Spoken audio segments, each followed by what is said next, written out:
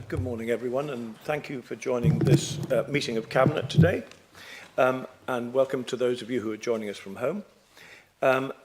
Welcome to you all. And we begin, as we always do, with apologies for absence. Yes, Councillor Riddle is not with us. The disclosure of members' interests, are there any for anyone to raise here? If not, then... Sorry, I've forgotten the minutes. Yeah, the minutes. We have the minutes of the meeting that were held on the 9th of July, which I will sign as a true correct record unless anyone wishes me to do otherwise. Are you happy with me to sign them? Could you please vote? Yes. Thank you very much. Okay. That takes us nicely on then to our first agenda item, which is responding to local government policy, new government policy. Now, this is a paper that we pulled together to highlight some of the key points that the new government have made in their opening few months. But primarily, it is about what the implications may be of these ideas and proposals on us as local government, but particularly as Northumberland County Council. And there are wide-ranging initiatives within here, but I just wanted to mainly touch on two that are really important for us. The first one is around housing, and we had a discussion at Council last week around our key priority of ensuring that we build affordable houses, and we have a good record to date of that. We've got something like 2,000, getting on for 2,000 houses that are either delivered or being delivered or in the process of being delivered. And that is really commendable, I think, in the time that we've had to do that. And in addition to that, we did identify and ring-fence £48 million to deliver those affordable homes across the county, and that is what we are doing. We know from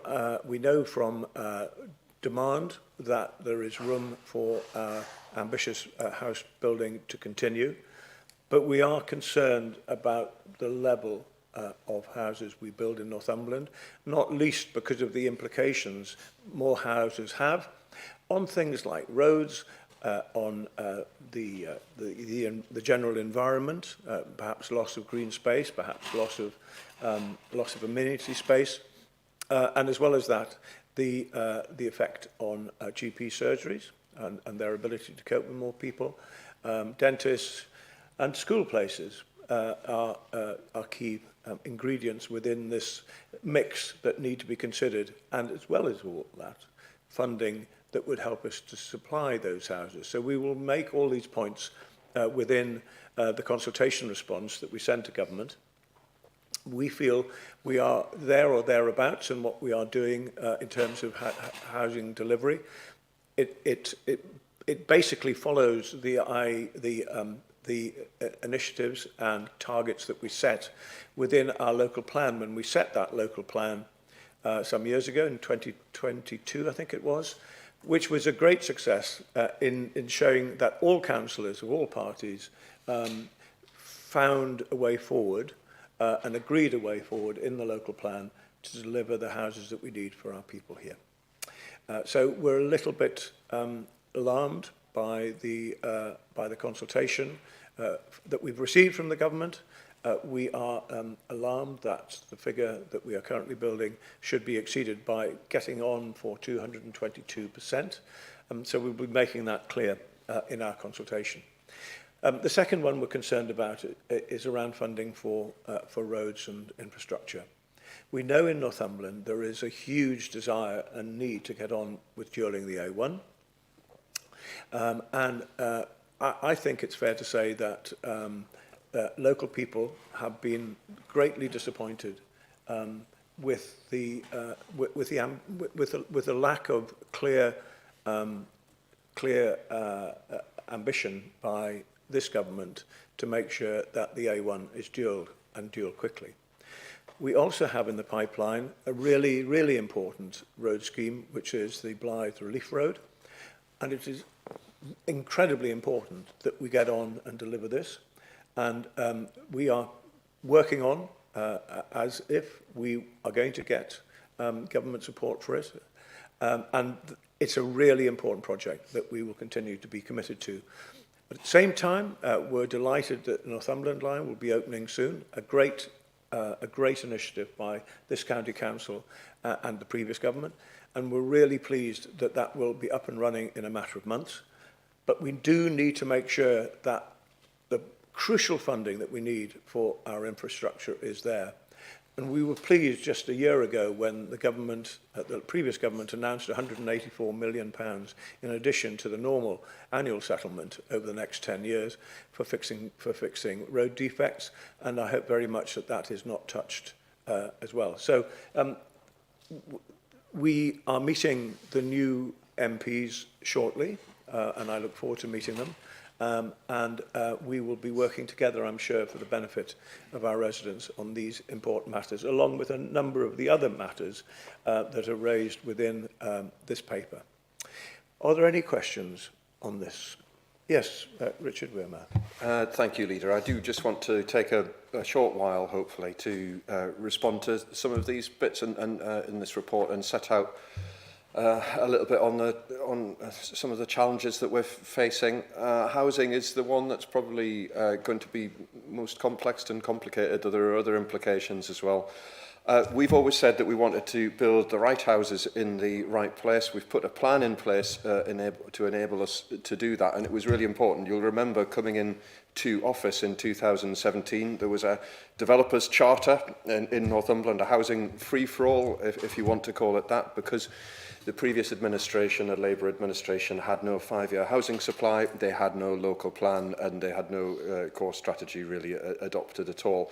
And it was leading to chaos. So we're sat here in my hometown, Morpeth, which is, as a result of that inadequacy in previous councils, facing increasing its population by around about 50%. That created a schools places crisis, which we've only just been able to put right in terms of investment in KEVI, investment in Chantry and other schools in the system. And all of that was done without really any significant funds in terms of Section 106 from developers, because they had a blank canvas. They were able to do whatever it was that they wanted. And it's important in the context of what we potentially have headed our way. A 222% increase in our housing target is what we are asked to take on. And if we're not careful and we don't mitigate it and we don't plan for it carefully, then it could cause chaos all over again. It's worth looking at that 222% increase, because when we sat here in council not so long ago, last week, there was a report that was subsequently published in the Gazette, and the Housing Minister had taken the time to reflect on one particular comment that was made, you might remember, by Councillor Swinburne, I think it was, where he noted there was a 20% reduction in the target for London, whilst there was a significant increase here.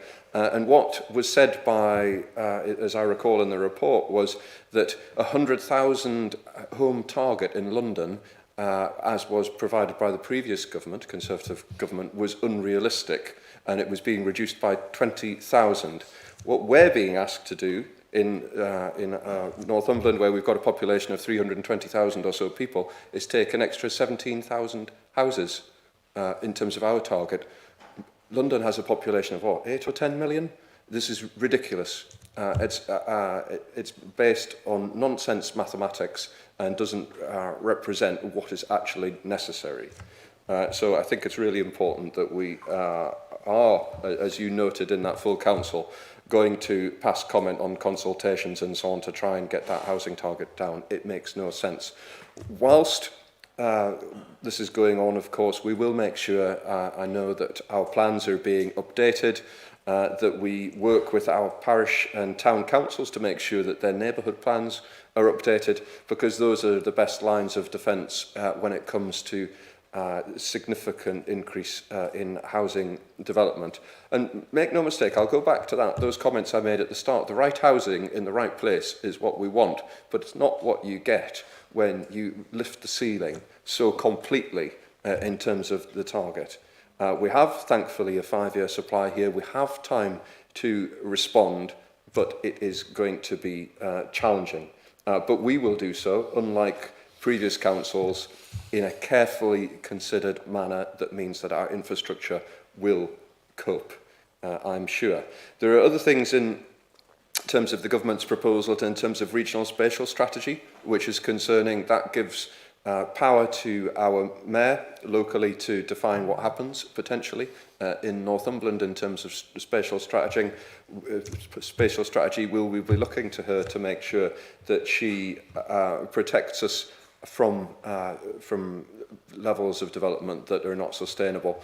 In addition, there is stuff in the government proposals on the rental market which has the potential to pile pressure on our social housing and so on and so forth, but I don't want to monopolise too much time in the meeting. You've talked about infrastructure. We will be making the case for dualling of the A1, of improvements to Seaton Burn and Moor Farm roundabouts, which will be critical if we're going to deliver that housing that's being required of us, because without those changes and improvements to those roundabouts, we will not be able to accommodate the housing that's requested of us. There's bits in this report as well on bus franchising and so on. There is the potential for some benefit as well, of course. We hold out the hope of attracting another gigaplant operator to our area, and the government have reinstated that target of having no petrol-driven cars produced in the UK by 2030. So we'll watch that space with interest. A bit on potholes. The last government provided huge amounts of funding, 8.3 billion in their projections for tackling potholes. There's a line in the manifesto from the new government that they're going to provide £330 million of additional funding. That is a tiny amount compared to the commitment of the previous government, but nonetheless we'll try to get our share of that. One further one which you didn't mention, which will cause some concern in parts of our communities, on the reinstatement of onshore wind. We're all very much in favour in this council of having properly placed renewable energy projects. It's in our local plan. There is, though, in my mind, certainly a significant concern around the scale of wind turbines that might be proposed in this county. Obviously, that goes through a proper planning process, but the turbines, since the moratorium, if you want to put it that way, was put on more onshore wind farms a number of years ago, the turbine height has changed substantially, and any new turbines will have a significant impact on the Northumberland landscape, which is one of our most significant assets here. So we watch that one with interest, I think. And that's me. Thank you. Thank you very much, Richard. Anything else from anyone else? Yes, Gordon Stewart. Yes, thank you. Just further, Councillor Wearmore's points there. 222% increase. I can tell you that many residents of Tynedale are already really concerned about the loss of the green and pleasant land, which it is in Tynedale but elsewhere. I'm also concerned that many town and parish councils don't have a neighbourhood plan. Would it be appropriate for the county council to contact those town and parish councils to show them that there is a need to progress that? Yes, thank you very much. We'll certainly feed that one in. Thank you very much. Anything else from anyone else? No? Okay, so thank you for this very thorough paper that examines all the new initiatives that the new government have put forward. I think it's right that we consider very carefully the implications on us and what it might cost us in terms of potentially having to find more money. So when we look at the recommendations we see on the second one, it's outline approaches to responding to these new policies. Well, we've already carried out one, which is for me to write to the Secretary of State that covers children's spending and the Secretary of State that covers adult spending, basically to outline the fact that we are now committed to spending significant extra money each year on this expanding need. And over the last 5 years, we've spent between 50 and 60 million pounds more, which comes out of reserves or comes from other potential ways of spending. And that is net of any government grant that we get. So it's between 50 and 60 million pounds that we've had to find over the last 5 years. So I've done that. I think it is essential that we also write to the Secretary of State about the road situation, about funding for roads, not just for funding for the 184 million that I touched on before, but also about the bigger, more strategically important sites that we must make sure receive the roads infrastructure that is needed. And Richard Wearmouth mentioned the Moor Farm roundabout. That will become an even more saturated roundabout as development takes place up at Camas and beyond. So it's absolutely essential that we keep the pressure on government to get National Highways to put this forward as a key and urgent scheme. Secondly, I think it's important to join with other leaders, as I have done, in seeking some assurance around future local government funding. It's not just about children and adults. It's about being able to continue to provide the services that our residents want us to, and the increasing difficulty we have as local government in finding the resources to be able to deliver those things that people want us to do. So that is something that's important. That is something that is a national issue to which I've joined my voice. So those are the some of the approaches to respond to the new policies, and I think it's the right thing that we are assertive with these, because of the impact that these new policies will have if we don't speak out on our residents and on this council. So there are 3 recommendations. And can I ask if anyone would like to propose those? And proposed by Councillor Wearmouth, seconded by Councillor Watson. Are you all in favour? Yes. Are you all in favour? Nearly all in favour, but not. Right. Okay. And those against, and any abstentions? Yes. Okay. Thank you very much. We then move on to our next paper, which is our strengthening of our economic growth, which is already very impressive in this council. This is talking about the transfer of Advance Northumberland, the economic growth functions to us as a council. Richard Wearmouth. Thank you, Leader. Conscious that this is a very big agenda today, I will summarise this in a very short summary indeed. Effectively, there are a number of staff within Advanced Northumberland that perform what is effectively core economic regeneration activity that normally would sit within a council. They've done that work perfectly effectively for a very long period of time with Advanced Northumberland, but the advice that's come from executive directors within the council is that perhaps that now is the time that we dupe them across to perform that service within the council instead. It makes things much more straightforward in terms of how Advance operates and how the council operates, and in terms of line management, etc. And that is effectively what is proposed. I'm content with it. I understand that there's been consultation with those members of staff, and that is that. I propose the recommendations as included in the report. Thank you very much. Any comments or thoughts on this one, please, from anyone? No, I think it just demonstrates just how much economic growth is going on in this county, and the fact that we have more money being spent in this county now than at any time in the history of this county council. So we need these marvellous people to come and join this team to help us deliver all of these right across the county. So it's great news, and I say welcome to them. You've proposed it, I second it. Are you all in favour? Yeah, that's unanimous. So thank you very much for that.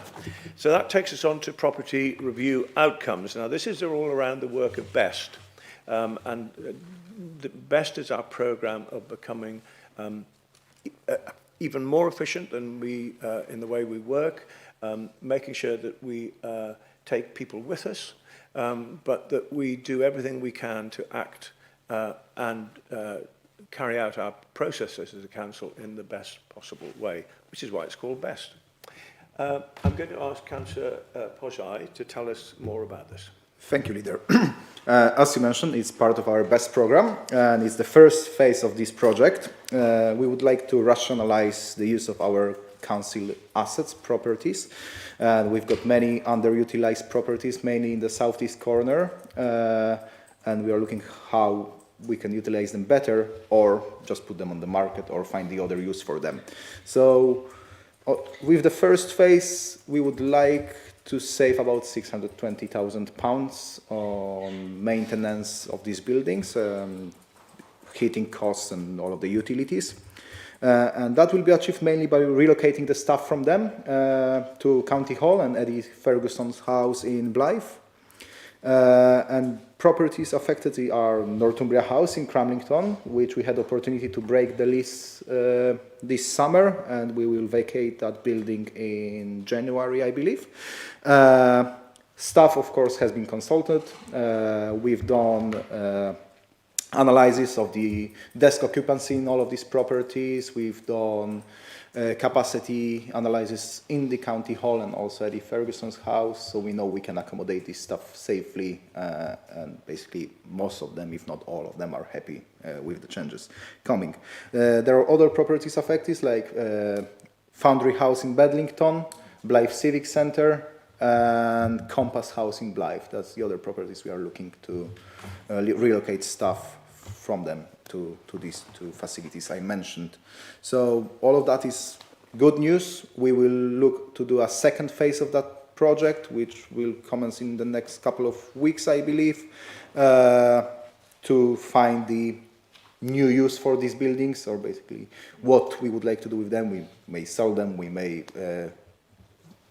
use them for adult social care or children's services. We will find the use. It will be a bigger exercise, which we are doing right now, and we will publish some outcomes very soon. Thank you. Yeah, thank you very much indeed. So there we are, that we are using the BEST process to become more efficient in the use of space and office space. We will welcome all new people that come to this building. It's a fine building, and with some space that will now be taken. Are there any questions about this? I have one, which is the Civic Centre in Blythe. I think currently carries the portraits of the previous Blythe Borough Council leaders and so on. Can we please make sure that when that building does eventually become vacant, that we find a suitable location? I think that's being looked at the moment, and we will work with Northumberland Archives to move these portraits there or find another space for them. Good. Thank you very much for that. So you proposed the recommendation. There's just one. I second that proposal. Are you all in favour of that proposal? You are. That's unanimous. Thank you very much indeed. So we move on now to our financial performance, the position at the end of June 2024. And I'm going to ask Councillor Pojai to tell us about this. Thank you, Leader. As you mentioned, that's the position of the Council finances at the end of June this year. And in general, we are financially sound comparing to other councils in the country. And that wouldn't be possible without our fantastic finance team and, of course, all of our executive directors who deliver on our budget and keep to the limits we gave to them. We've got many good things. We've got very ambitious capital program. We've got high quality services. We have outstanding schools, outstanding social care in adults and children. But there is a but. And that but is the rising cost of children's and adult social care. This cost, as you mentioned previously, has risen in the last few years extraordinarily. It's just going now on the out of control, and it's making that unsustainable in the long term. So we are looking on various options, how we can reduce that cost, how we can tackle this pressing issue. And one of the things you also mentioned, you wrote a letter to the Secretary of State for the support for local authorities across the country, because it's not just a local issue, it's a national issue. It's pressing probably all, if not most, if not all of the councils across the United Kingdom. So we are doing everything we can to reduce that, and we work closely with children's services, we work closely with adult services to find new ways of using of our assets if we can to reduce these pressures. We are looking on the foster carers as one of the ways how to reduce the cost on of the children's social care. We are trying to be innovative, but also very likely we'll need the support from central government in the long term. Thank you. Yes, that's very good. Thank you very much indeed. I think it's fair to say that no one expected the level of increase in costs of our SEND pupils or our cared for children or our older people, and the demand has grown significantly, as have the costs of meeting those needs. Now, our cared for children and SEND pupils are every bit as important as any other child that attends school, and that is why we are determined to continue to provide the level of care and meet that need in every way we can. So we're not just asking for more money, we are looking at other options that might help us to save costs by a number of investor-save ideas. But at the end of the day, if local government is expected to pick up the costs of this increased need and the extra cost of it, then there has to be some recognition by central government to help us. And it's as simple as that. Are there any questions? Yes, Guy Renner-Thompson. Thank you, Leader. You've covered it off really, but I was just wanting to say we are very much on the front foot with children's services and trying to reduce our annual revenue spending by investing in our capital services. So we've got new SEND facilities opening in Berwick and in Amble and across the Tyne Valley with our specialist support bases in our primary schools. You know, by doing this, we reduce the amount of travel time that SEN children have, which is good, but it also saves us money because we're not having to put them on expensive buses and taxis going all across the county. And on our children's homes, we're investing huge sums of money into our children's homes. We've just opened a new one in Pegswood. Again, by doing that, it stops children going to expensive out-of-county placements. It's also why we've already agreed, in principle, to increase the payments to our foster carers, for example, so that we can get children staying with foster carers instead of expensive placements. So we are very much on the front foot with trying to save money in children's services and making the experience better for our looked-after children. Yeah, that's really helpful. Thank you very much. And I understand that we will be bringing a paper on our foster care parents next month. Okay. Anything else from anyone else? No. So the recommendations are there. They have been proposed by Councillor Pojai and seconded by me. Are you all in favour? That is unanimous. Thank you very much indeed. We turn now to a summary of new capital proposals, which are going to be introduced by Councillor Pojai. Can we take one at a time? So we'll take the Energising Blythe Culture Venue operational installations first. Thank you.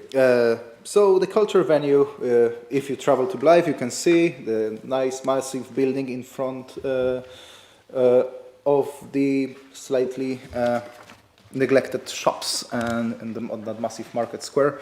We hope it will bring a lot of footfall to the town centre. I've seen recently some very positive comments on the Blythe Facebook forums complimenting our learning hub and children that use Blythe facilities, use Blythe shops and bring the footfall back to the town centre, which is very good news, and I'm just looking for more of that coming with the Energy Institute and new cultural venue. That's a very good news.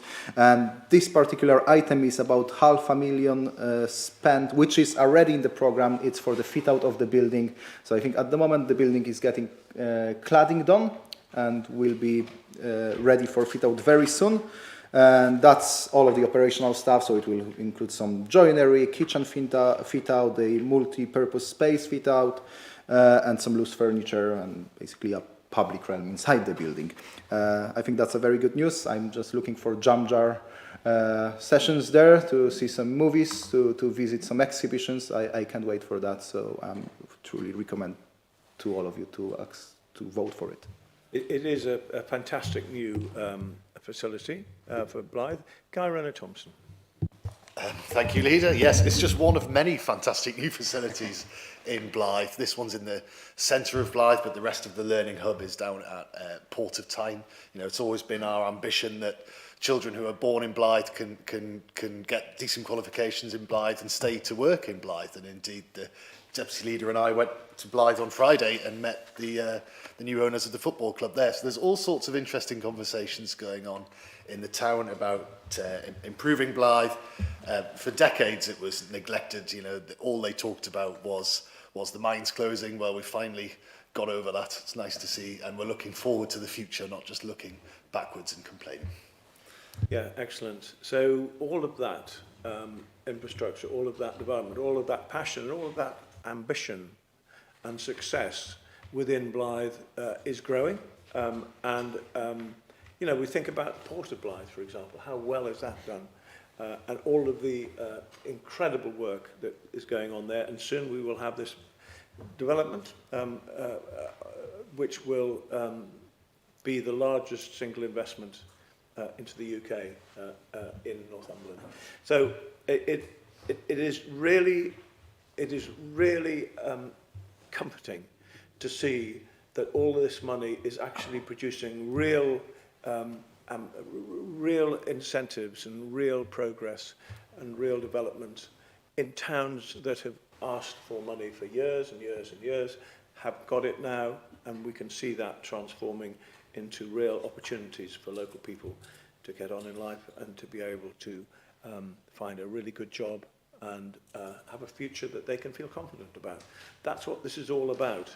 And it is so important, not just for our value for money and our encouraging business, but for our tackling inequalities priority. And that is why we should all be so grateful for that money that came from the south up to the north and is playing its part in changing Blythe. So we'll now move on to the next one, which is Prudder Waterworld improvements. I'll probably just ask Councillor Gordon Stewart to tell us a bit about this one, please. Yes, thank you, Leader. There's great excitement in the town about the improvements there, and thank you to the officers who have built up the support. There's a lot of work on at this. It will cause a few issues. We have got a very popular leisure centre in the town. What's happened is, on the edge of the Northumberland boundary, the other councils and the local authorities are closing theirs down, and they're building houses everywhere, it appears, in Crowcoot and Wrighton. So we're getting more and more people coming in to see what fantastic offer there is coming to Prudder. And this will help. It'll be income generation, but also be show off the best part of it. One person who asked me, why don't you just pull the building down and spend many, many millions of pounds of doing it? Now, Councillor Sanderson, when you go home tonight, Mrs. Sanderson says to you, I'd like a new kitchen and a new bathroom. Would you pull your house down? Well, really, what we've done there, in the last few years since this administration, we've built a new plant room there, very expensive. I will tell you later on where a plant room is. We've built solar panels there. We've put a £90,000 investment into a play park on a very tight site there, which is very well used. We've got Bulls Pavilion. I was there last week. We're going to be investing in the Bulls Pavilion on the other side of Waterworld. That is fantastic news for the older people to stay there and keep warm and have a lot of exercise. Reasonably new gym we've put there, and thank you, Leader, you've visited the soft play. We have invested in soft play in Prudder Waterworld recently as well. It's extremely popular, and it is very welcomed by everybody in Tynedale. So thank you. Excellent. I think we have a leisure portfolio to feel very proud about. I'm going to just ask Councillor Watson, who has this in his portfolio, to tell us a tiny bit about, I hope I'm not catching you off guard, but where are we with leisure centres at the moment? I'm very, very pleased with the way the leisure centre changeover in the whole of the county has happened with our new operator. The membership figures are very encouraging. Whenever there's a change, one can expect people to drop out, but in fact, we've continued to have very good figures, and almost 500,000 people went to our leisure centres in the first quarter of this financial year. That we think that's great for several reasons. It's great because it helps our health and well-being of the people who use it. It helps safety because the children are using our leisure centres to learn to swim, and they're being used for a multivarious uses as well as being the leisure centres. Some of our libraries are there, some of our help centres are there. It really got a first-class thing to be proud of. So this on the agenda today is really not to ask for anything that we haven't already approved previously. It's just to give delegated authority for it to go out. So in a time when we see, it was announced last week, Jedburgh swimming pool closing and a whole periphery of other areas closing their swimming pools, including on Tyneside, that we can keep this up and still make it viable for this council. Good, thank you very much. Yes, we think leisure is very important, and that's why we have invested very heavily. And the new leisure centre in Morpeth is doing incredible business, and I keep getting very good reports from loads of different people that are using it. And also, our leisure centres form some of our warm spaces, and we think warm spaces are going to be needed very much this coming winter, unless there is a change in the winter fuel allowance situation. We value those warm spaces very much indeed, and I think, as I say, they will be used considerably, especially if we have a horrible winter. Yes, Guy Renner-Thompson. Thank you, Chair. You mentioned the Morpeth one. The Berwick Leisure Centre, built and funded by this council, is doing incredibly well. And the level of children's swimming lessons, for example, is up something like 250%. So it's not just about leisure, it's about learning as well. We have all sorts of meetings and community events in there. But I was once asked by the BBC in their studio in Newcastle, why are councils closing all their leisure centres? What's going on? And I said, well, what are you talking about? Because we've invested huge amounts of money in ours, and ours are still going, whereas in Newcastle and Gateshead, under their Labour councils, just sheer incompetence has closed them all across the city. Yeah, so leisure, as I said, is very important. We may not have the cheapest council tax, but we have the best services, and there's no question about that. There we are. Well done for all the work that's been done in Prada on this. We just need to sort out that awful flooding situation at the railway line there, but I think you're onto that, aren't you? Yes. There we are. There are two projects. They've both been. Are you proposing both those? And I'll second them. Are you all in favour of the two projects we're talking about? Yes, we are. Thank you very much indeed. Excellent. So we move on now to the report and findings of the inspection of the local authorities' children's services, May 2024. Guy Renner-Thompson. Thank you, Leader. It is my great pleasure to present this report to you. It's exactly what it says on the tin. We were inspected in May 2024 and we received an outstanding outcome from Ofsted, which puts us in the top 15% of councils across the whole country. In 2016, under the previous Labour administration, we were a prize improvement. In 2020, we then went to good when my predecessor, Councillor Wayne Daly, ran the service, and now we're outstanding, which just shows the journey that we've taken since we came in 2017. If I can quote from the report, children benefit from high quality social work practice that improves their lives. The senior leadership team has a shared vision with political leaders that the outcomes for children across the county should be better than what they were. And then we have a quote from an actual looked after child themselves, which just says, keep doing what you're doing, you are mint. And that's the phrase that we've put out to all the staff, and they've got little tins with mints in that says, keep doing what you're doing, you are mint, and we've put that across the whole county.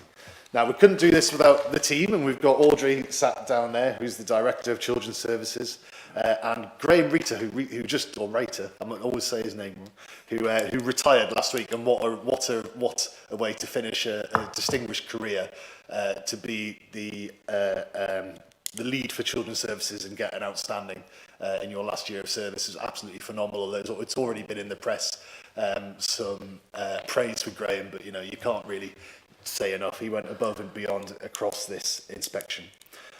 One of the things in the inspection report, they praised our family hubs.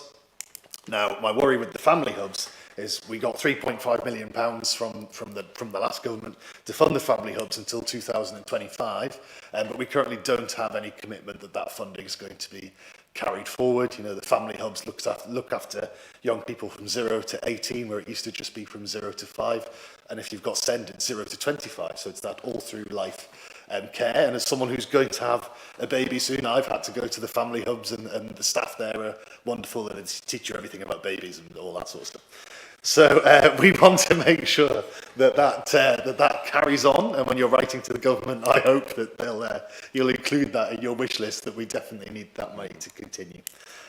This outstanding Ofsted goes hand in hand with our Ofsted results we get for our schools. You know, we're still currently the #1 rated local authority in the North East for our Ofsted on our schools. 94% of our schools are rated good or outstanding. A lot of that is to do with this council and our decision to fund our school improvement services, and we have qualified professionals in schools across Northumberland helping them on their journey to improvement. So Northumberland is a great place to live, it's a great place to grow up, it's a great place to bring up your children.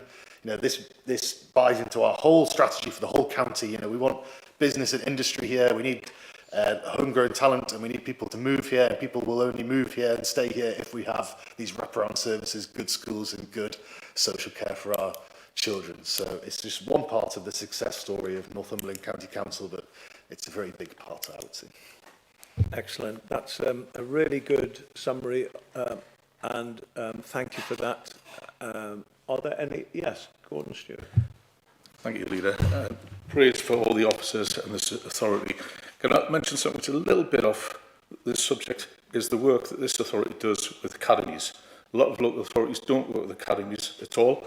And thank you to the portfolio holder and on a separate occasion to the Leader to visiting Adelaide Academy, as it is now, in West Wylam in Prudder, which has just, through the Wise Academies, invested over £1 million in the building there, which has already seen a great improvement in the feeling of that school and the results and the attendance is so important.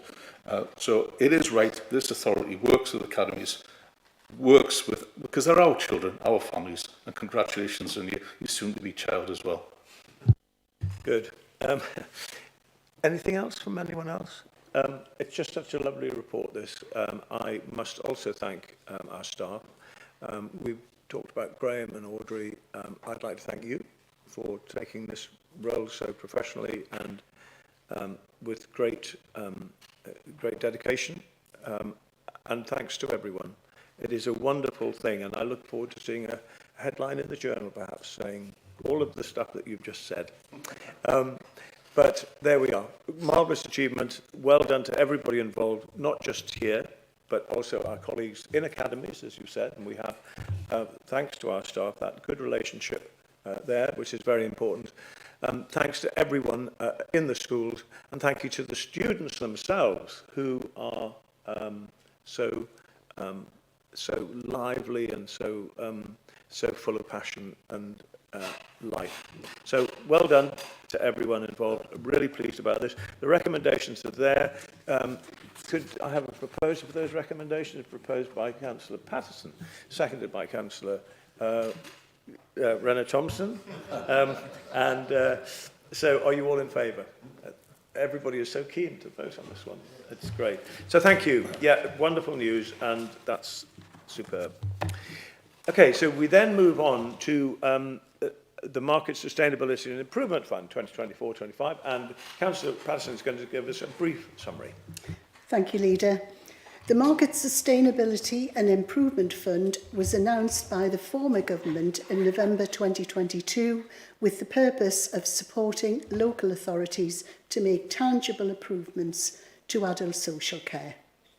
Northumberland County Council received an allocation against the fund in 23-24, and we were allocated another block of funding in 24-25.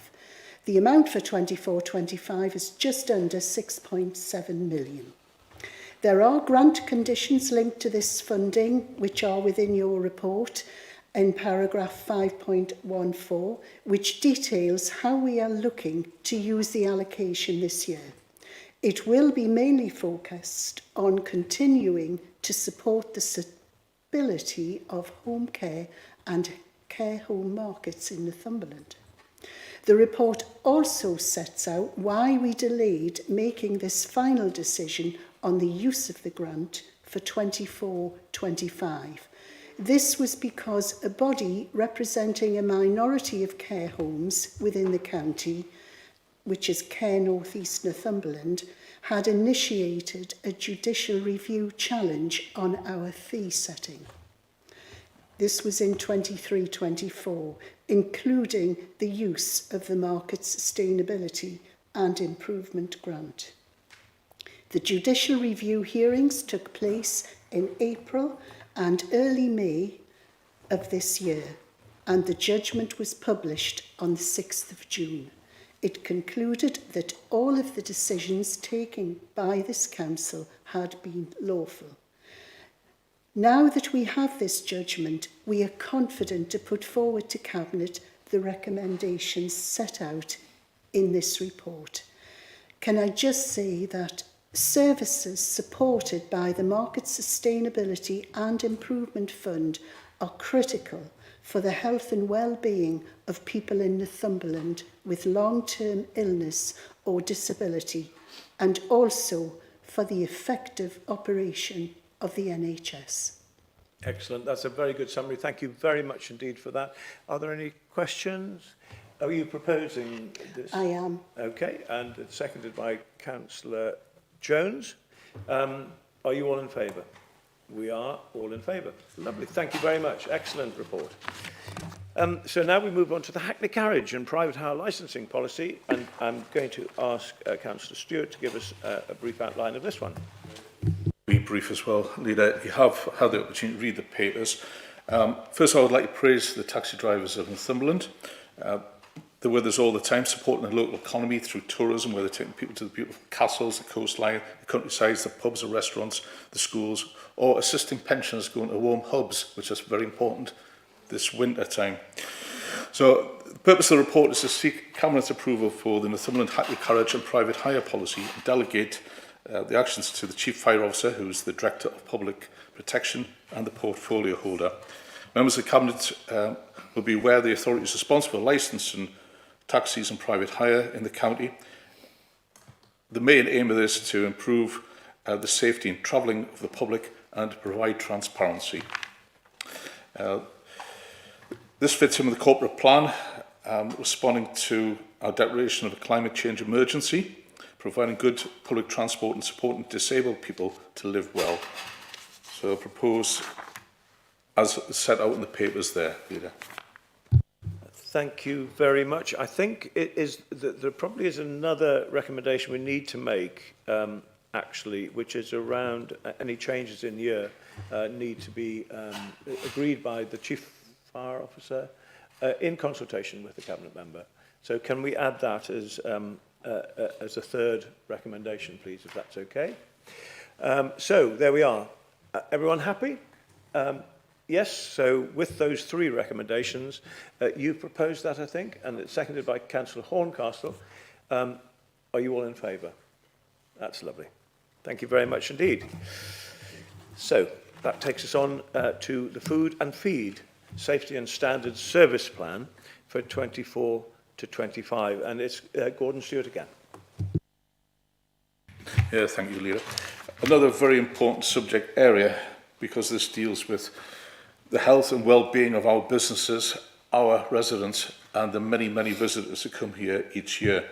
So I'd like to praise our staff again, who cover a wide geographical area and various types of businesses. In other local authorities, maybe more compacted, but we've got that travelling time there. It sets out in the papers, starts at page 121, about the number of inspections. We've got a very high inspection rate and very successful achievements from the premises being inspected. It gives you the figures in there in great deal. I don't intend to go through it, but we have a very safe place for people to come, visit, eat, dine, but also part of that is the inspections of farms and associated premises where the feed is there for the animals. So the recommendations on page 121, and as the Monitoring Officer has indicated, can we add on the other two parts there, delegated to the Director of Public Prosecution, who is the Chief Fire Officer, in consultation with the portfolio holder. Excellent, good. So it's very good to have a service plan that lays out not just what our obligations are, but what we're planning to do, and makes it very clear to all our customers where we are heading with this in a fair and transparent and very efficient way. Are there any questions on this one? No. So you propose the recommendations, seconded by Councillor Pojai. Are you all in favour? Lovely. Thank you very much. That's unanimous again. So now we look at a very important function that we have, which is around acknowledging and celebrating events across the county. I think it's fair to say we are very good at this, and I particularly praise Jackie Rowe and other members of our staff who are tremendous at organising these, whether it's D-Day celebration, which was hugely successful in Blythe, or the Local Heroes event, which is something that has been very popular and will continue into next year and beyond. So it's important, though, for us to have a policy so that there aren't just sort of suddenly demands for new events and having to find the money without so much as thought. So we are very careful here to make sure there is a policy that will clarify our role and clarify our funding. And it's going to be explained to us by Councillor Watson. Thank you, Leader. I recommend that councillors read the excellent report. It really spells out exactly why we're doing this. We see events as being important, but we do need to control them. We do need to have budgetary control, but we do need to encourage events as well. It's good for tourism, it's good for everyone in the county. However, regulations have changed recently, and Martin's Law has meant that we really needed to update what we were doing and how we were doing it. In the whole time that I've been on the Cabinet, we've never really had a proper policy where we can have really good control. It's been a bit ad hoc. This will put it all in order for the future. It will also look after safety of people. In this modern world where we see presidents being shot at, seems to me like almost every couple of months, we need to be careful that our events are properly controlled for the safety of the public. So this report spells it all out. It also gives us a budget, and also tells us what we are likely to support throughout the year. However, in the case of events that we can't foresee, we would have to take a view on those and look outside the current budget that we're talking about here. So I can thoroughly recommend this report and this approach, and I look forward to you all supporting it. Yes, excellent. Thank you very much for that. So that clarifies our position and direction in which we're going to go, and the discipline which we're going to have in terms of funding events. So there we are. Any questions on this one? No. So you proposed the recommendations and seconded by Councillor Jones. Are you all in favour? That is unanimous, so thank you very much for that.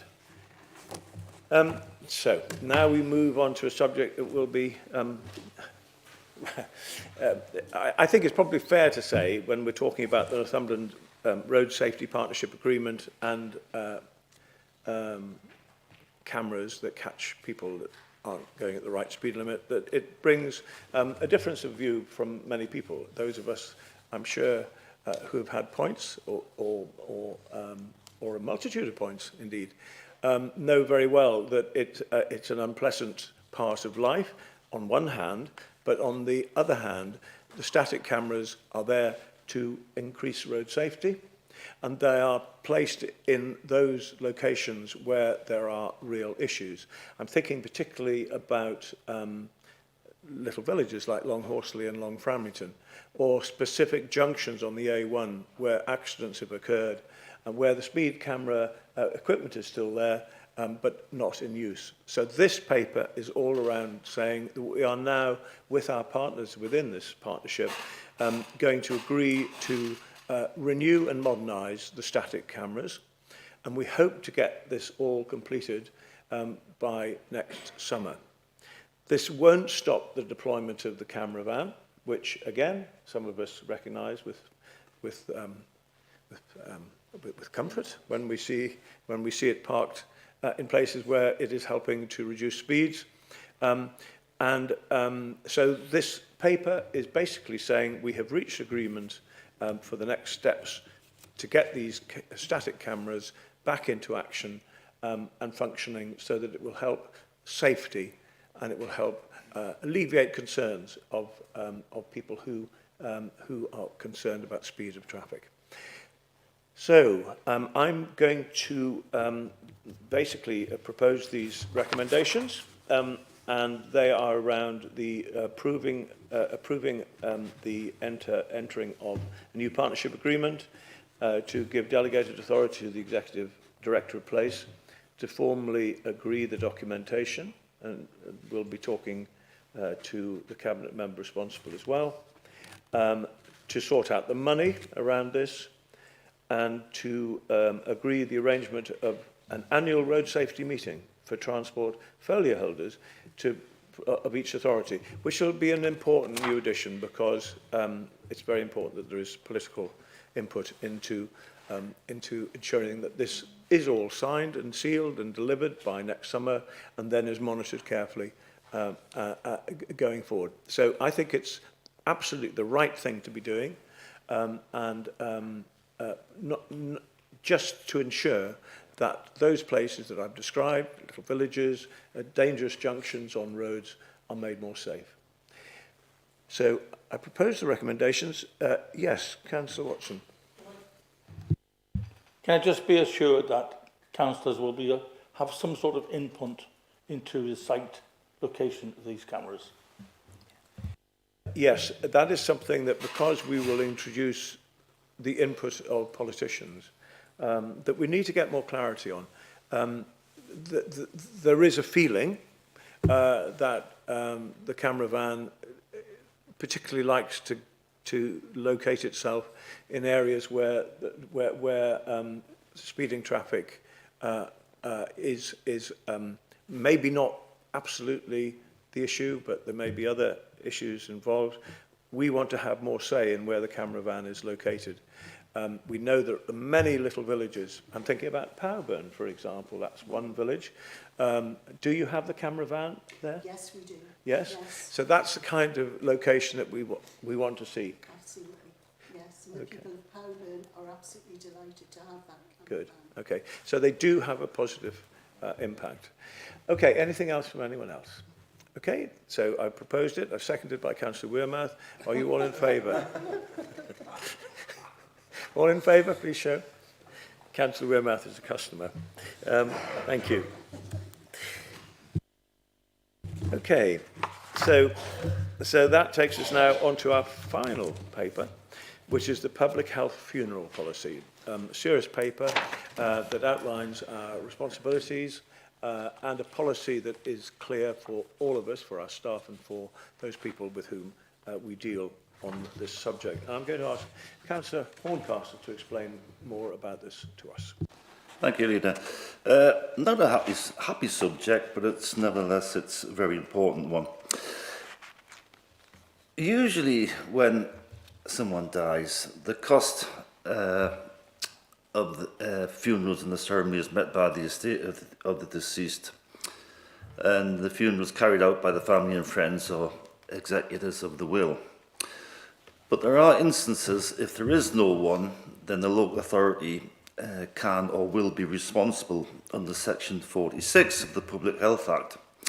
We then have a statutory duty to arrange burial or cremation. The Act does not define how local authorities should carry out this duty. And at the moment, Northumberland County Council does not have a policy on this. So we, as an authority and the officers carrying this out, need clear guidelines. The aims of the policy is that obviously that the deceased is treated with dignity. They're not cremated if contrary to the deceased's wishes. And very importantly, that religious and cultural beliefs will be respected. Society has changed since I was young, and there's a lot more different religions and cultures in Northumberland now, and it's only right that those cultural beliefs and religions are respected. If there is strong religious beliefs, then a service will be arranged by the local authority. And there's a cost to this, but wherever possible, attempts will be made to recover costs from the deceased's estate. And if you look at the report, page 206, it's got the numbers and the costs of the funerals and the amount of money that we've actually managed to retrieve back. If the Cabinet agrees to adopt a written policy to clarify and regulise provision and procedures, and this ensures that the Council meets its statutory duties. And if I could just go read one little paragraph out to read just how important this is. The absence of a written policy could create confusion for the public as to what the Council can and cannot provide. Without an appropriate policy and procedure, officers could inadvertently act in a manner which is inconsistent with the legislation. The development of a clear policy mitigates the risk. So it's all in the report there, Leader. It's something we need to do. And one other thing to add is if somebody from Northumberland dies outside of Northumberland, then it's not our responsibility as the authority that they die in to carry out the procedures. So the recommendations are on page 204, and I propose them. Thank you very much for that. Are there any questions around this? Any queries? Yes, Councillor Jones. It's a really important policy, isn't it? I mean, it's not just for those with no acknowledged next of kin, which is a distressing situation itself, but also where the next of kin can't afford the funeral, which is really sad and must be really distressing for those next of kin, because they always want to do what's best for their family. So I think it's really right that we have this policy in place. Absolutely. But that's a very good point, and thank you for raising that.